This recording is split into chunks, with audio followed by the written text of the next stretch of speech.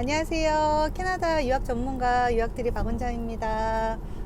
무려 24년 동안 캐나다 유학원을 진짜 하루도 쉬지 않고 유학원을 운영해 왔고요. 한 번도 안신년을 가진 적이 없습니다.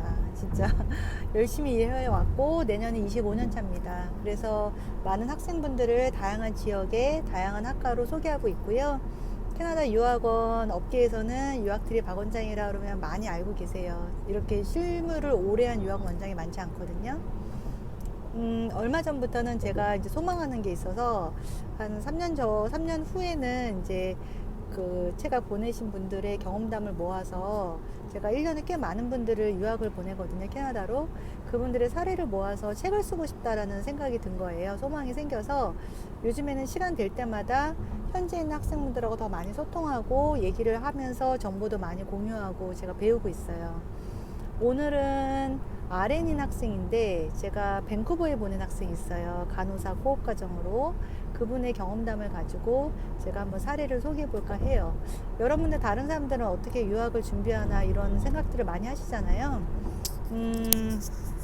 그 학생은 한국에서 RN을 졸업을 하고 캐나다를 가는데 현지에 가서 제가 어학연수를 한 3개월을 하게 했어요, 밴쿠버에서. 왜냐면 밴쿠버는 RN 자격증 전환될 때 영어 점수가 꽤 높은 점수가 필요해요. 그래서 그 점수가 굉장히 7.0 가까이 너무 굉장히 높기 때문에 한국에서는 나오기 힘든 점수이기 때문에 그분 가서 어학연수를 했고 지금 간호학과 코업을 하고 있는데 학생한테 얘기 물어봤어요. 우리가 간호사분들이 캐나다를 알아볼 때 사실 미국도 있잖아요.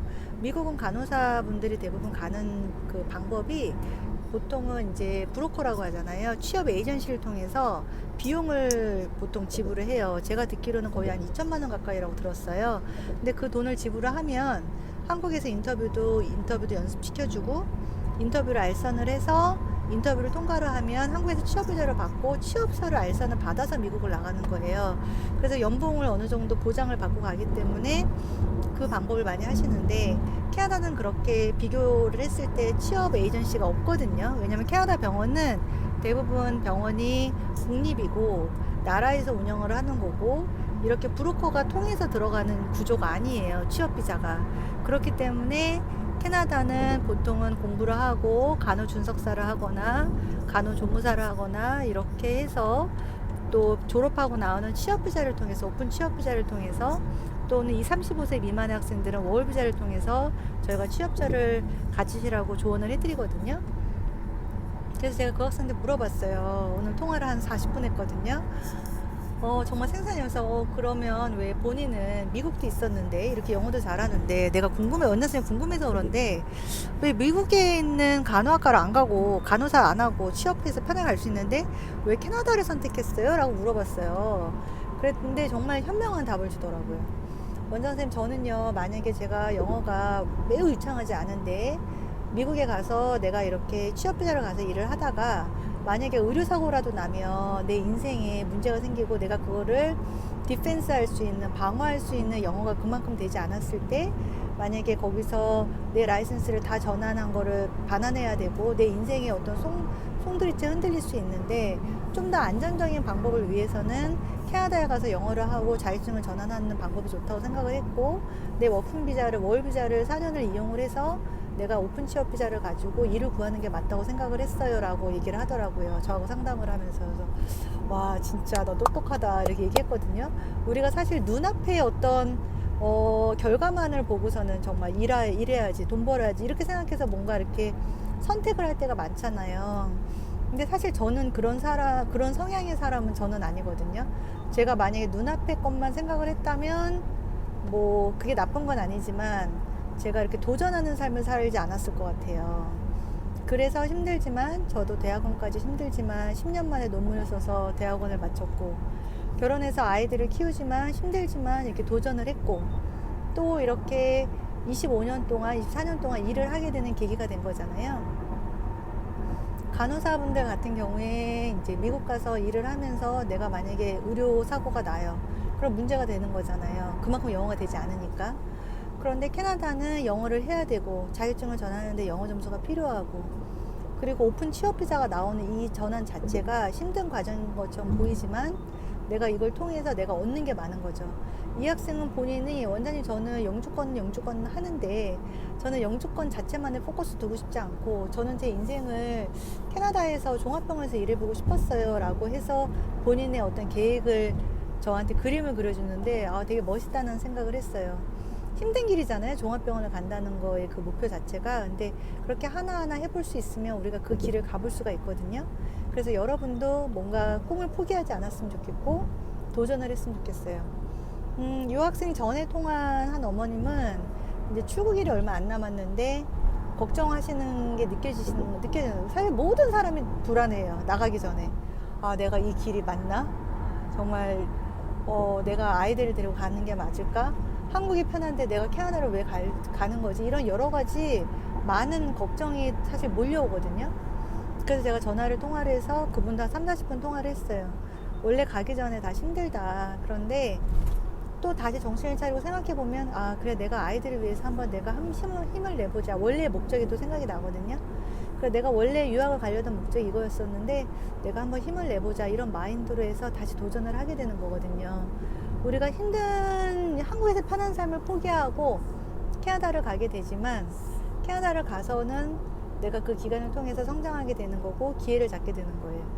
저 고객 중에 나이가 60대 초반이신 분인 간호보조사분이 캐나다 간호보조학과를 가게 되는 일이 있어요. 근데 정말 여러 유학원에 연락을 했는데 대부분 유학원들에서 안 된다고 했다는 거예요.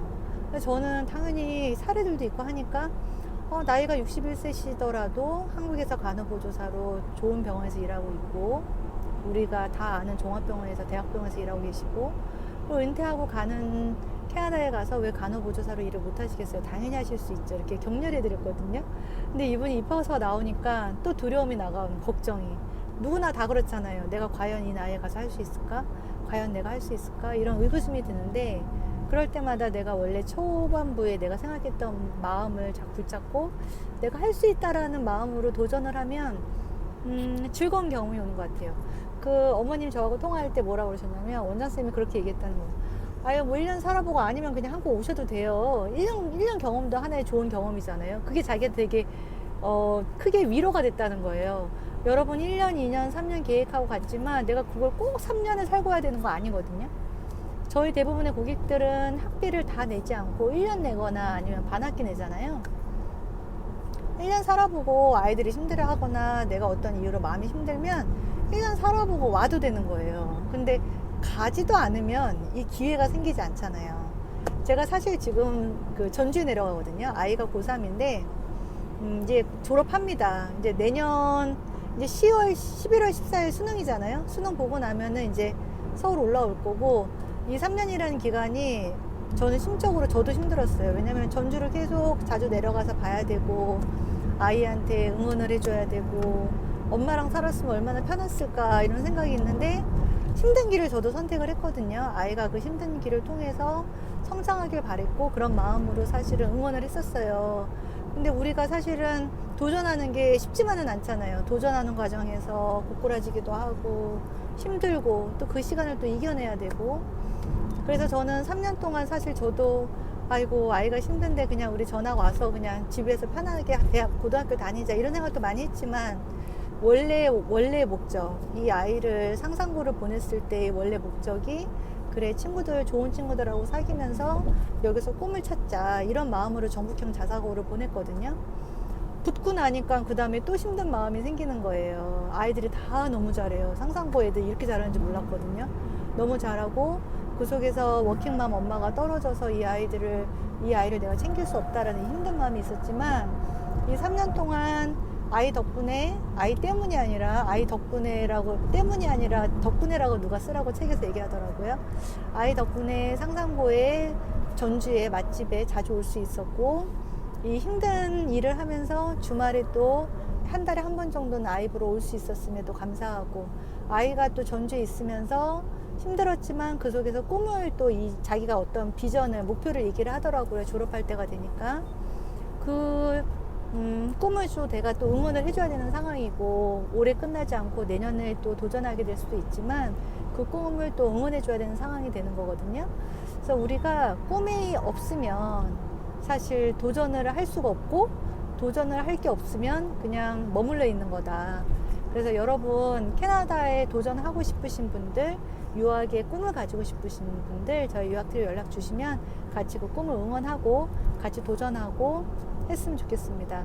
저는 캐나다 조기 유학도 전문으로 하고 있고요.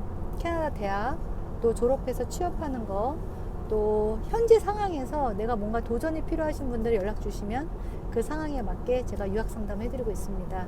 주말 잘 보내시고요. 저기 정말 큰 뭉게구름처럼 좋은 하루 보내셨으면 좋겠습니다. 우리 꿈을 위해서 도전하는 삶이 같이 됐으면 좋겠어요. 감사합니다.